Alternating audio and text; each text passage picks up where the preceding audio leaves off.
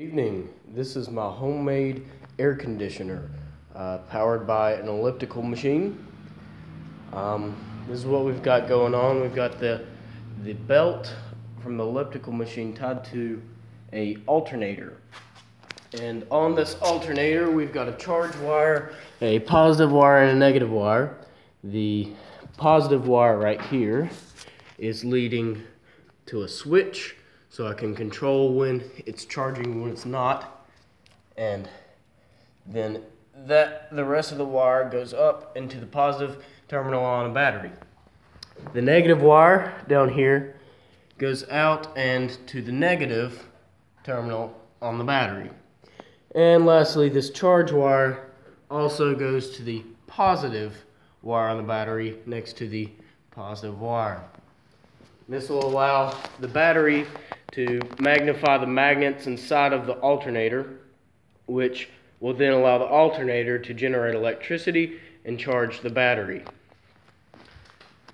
Next, we've got a cooler. Inside this styrofoam cooler, we've got a sheet of cardboard to cover 6 disposable cups, which are frozen. And we also have a fan on this side of the cooler and a fan on this other side. This fan blows outwards. This fan blows into the cooler. So air has to flow between all of these cups and then out the other side, which will result in a cool air breeze coming from the cooler.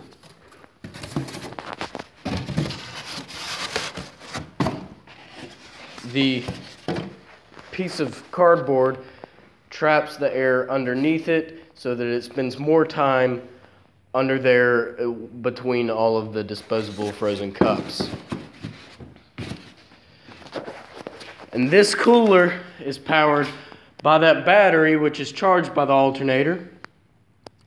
And we simply hook the negative end of the cooler power wire, which is this one, to the battery, and the positive end to the positive end of the battery. And now it came on.